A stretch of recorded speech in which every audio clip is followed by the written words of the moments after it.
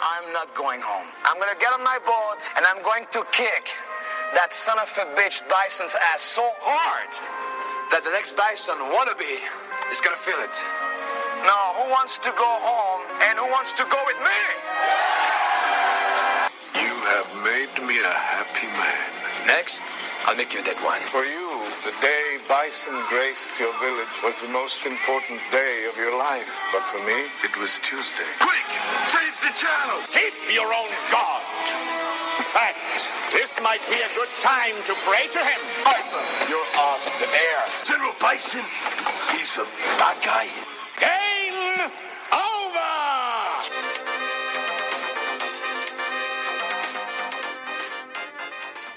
Good evening. Welcome to this week's edition of the WayBack Movies Podcast, a show where we review the best and not so best of 80s and 90s cinema, because really, fuck the 2000s. My name is Steve, and with me on this crazy journey, Justin. Doctor. And we're back, in the greatest sense of ridiculousness, for a film. Mm-hmm. In theory. This is a weird one.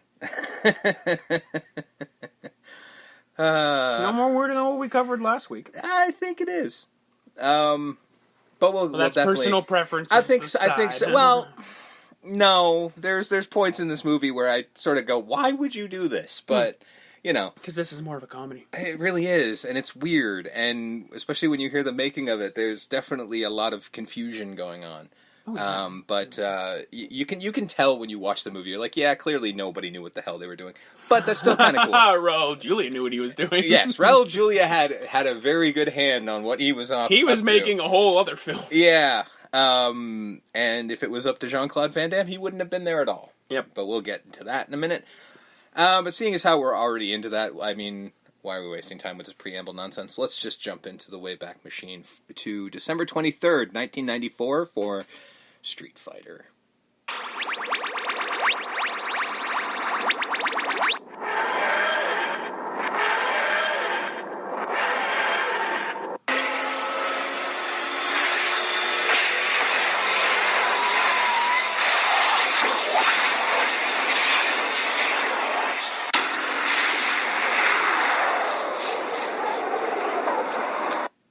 Okay, so here we are. So it's 1994. I did see this in theaters. And much like my viewing now, is very confused as to what the hell I just saw. So, with that being said, Street Fighter in December 23rd, 1994, directed by Stephen E. D'Souza, screenplay by Stephen E. D'Souza, based on Street Fighter by Capcom, produced by Edward R. Pressman, and I apologize, I'm never going to get these right. Kenzo Sugimoto? Maybe? Hopefully? If not, I apologize, sir. Production company Capcom, ironically. Distributed by Universal Pictures in the U.S. and Columbia TriStar internationally. Box office of $99.4 million against a budget of $35 million. So this was successful. Yep. So, the cast. These names are interesting. Jean-Claude Van Damme is Colonel William F. Guile. Raul Julia is M. Bison. Ming-Na Wen is Chun-Li Zhang. Damien Chapa is Ken Masters. Byron Mann is Ryu Hoshi. Kylie Minogue is Cammy White. Roshan Seth is Dr. Dalsum. Andrew Bernarski is Zangief. Grand L. Bush is Balrog. Robert Mamoni is Carlos Charlie Blanca. Miguel A. Nunez, Jr. is DJ. Greg Rainwater is T-Hawk. Jay Taver is Vega. Peter Tuiasopo is Edmund Honda. West Studi is Victor Sagat. And Kenya Sawada is Captain Sawada. Man, you said Vega?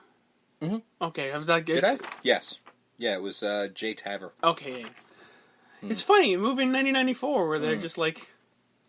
Because people complain now about casting for race, and like they went all over the joint. They pretty much nailed it, more or less. No, not necessarily. I mean, other than fucking Frencherson as Guile. Yeah, but E. Honda is much in the WWE in tradition the WWF of getting a Samoan to play a Japanese sumo. But more or less. Yeah, I mean roughly they were pretty accurate. Except for the fact that M. Bison is supposed to be Taiwanese. Is he? Yeah, well, he's in Thailand. Oh, yeah, I guess. And his character is out. Yeah. Ryu, I don't remember. I might have it in my notes, but I don't remember if Byron Mann is actually Japanese American. He's definitely American. I just don't know if he's Japanese as well. I love Byron Mann. Mm-hmm. Andrew Bernarski, I don't believe is Russian even slightly. With a name like that, his parents might be Russian. But I think you might be right. For the most part. Yeah. For the most part. Where the hell is Vegas supposed to be in the game? Do you remember? Spain. Is it Spain? Yep. That guy could be Spanish. Yeah. He looks it. I don't know if he is, but he could be Spanish in general. But, yeah. Otherwise, yeah, they were pretty accurate. It's more the names I was confused by.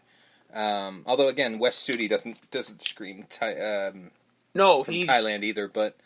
yeah, the last names and the first names they gave these characters make me go, really? And, At least they were screen accurate costumes. In most respects, yes. Yeah. I still question the blue of the camo, but more so not necessarily for the game, but what are you exactly trying to blend into if you're wearing blue? That doesn't blend into anything. I think they just went because the game had blue camo, right? No. Game had regular straight up camo. Green shirt and just straight up camo pants. Yeah. And Cammy was blue, they but couldn't get they couldn't do that because that would look hair. ridiculous.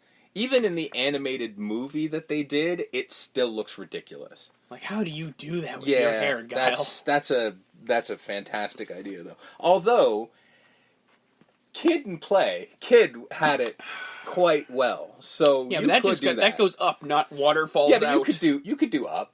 You could do up. But again, that was his real hair. Yeah. We're not especially after what I'm about to say, you're not strapping that to fucking Jean-Claude Van Damme. No. So, with the production of the movie, let's start with Street Fighter the game.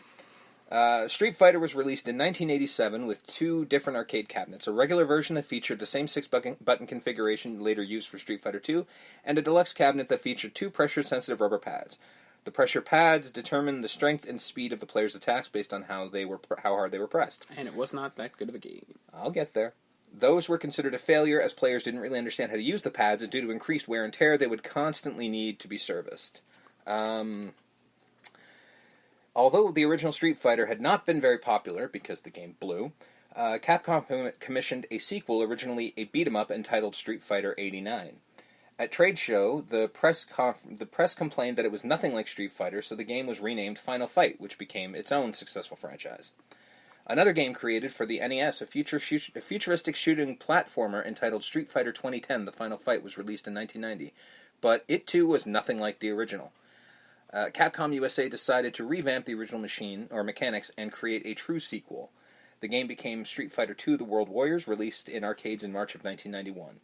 Fixing all the flaws of its predecessors and creating a memorable cast of characters, the game became a massive hit, ported to every home console, and eventually revamped many, many, many times over, eventually leading to Super Street Fighter II, which adds 4 more playable characters and a new boss, a few of which appear in this film. I think Super Street Fighter 2 is probably the best iteration of Street Fighter 2.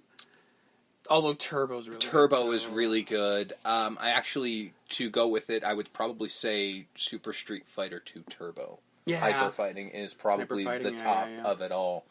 But either way, Street Fighter 2 as a blanket, across the board might be one of the greatest fighting games of all time. I still believe it is the greatest fighting game. It's perfectly mechanicked. It's perfectly done. Which is why they kept making new iterations as opposed to a new brand. But the original Street Fighter, if you ever played it, is a giant piece of shit. Yeah, it's not very good. It's not good. I do still wish to own it. As we mentioned, I do have a retro game collection. I do wish to own it, but unfortunately I don't actually have the console it's on. There's only one. I do have part of the console it's on. It's on the TurboGrafx 16, however, which I do have one, but it's on the TurboGrafx CD, which I do not have that add-on because there's only like 4 games that are wherever released in North America, and they're all crap, including Street Fighter. Why they ever decided to make a sequel to Street Fighter, I'll never know, but boy, is the world better they did. Yeah. Okay, subsequent sequels have been good as well. Yeah, well...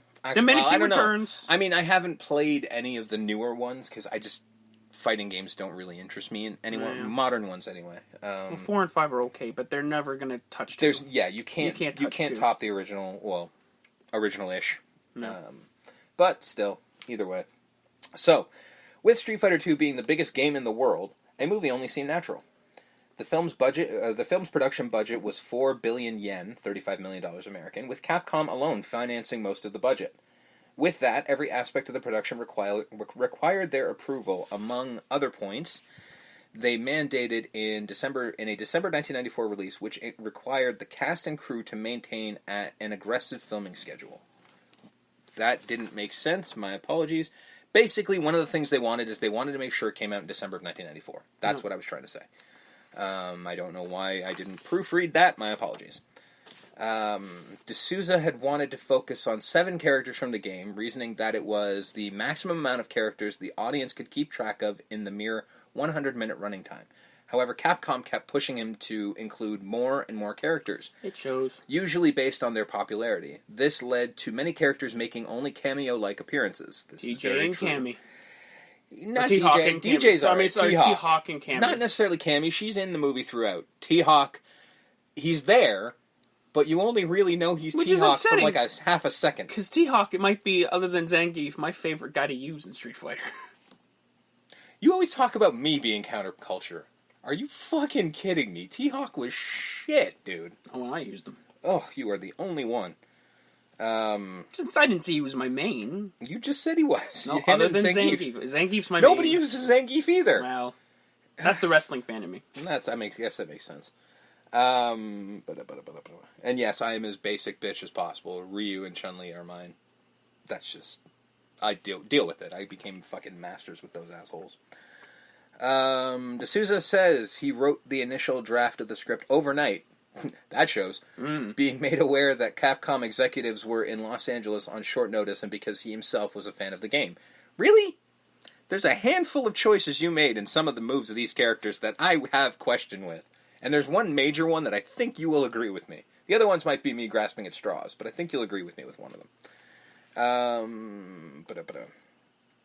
D'Souza stated that he did not want to make a generic martial arts movie, and described the film as a cross between Star Wars, James Bond, and a war film. In addition, he indicated that he also did not want to shoehorn in elements from the game, citing the previous year's poorly received Super Mario Bros. Film as an example. We'll get there. Oh, we'll definitely get there. D'Souza said that he avoided the supernatural elements and powers from the games, but would hint at their use for a sequel. So where's the Star Wars in it then, asshole? Nope, cannot find. Nope, because again, if you use the supernatural elements, you'd have elements of Star Wars in there, but not in this. There's like, near the end. Half a fireball. But it's near the end when like... But it's more technology than it's supernatural. Yeah, that's not his psycho power, as he says in the game.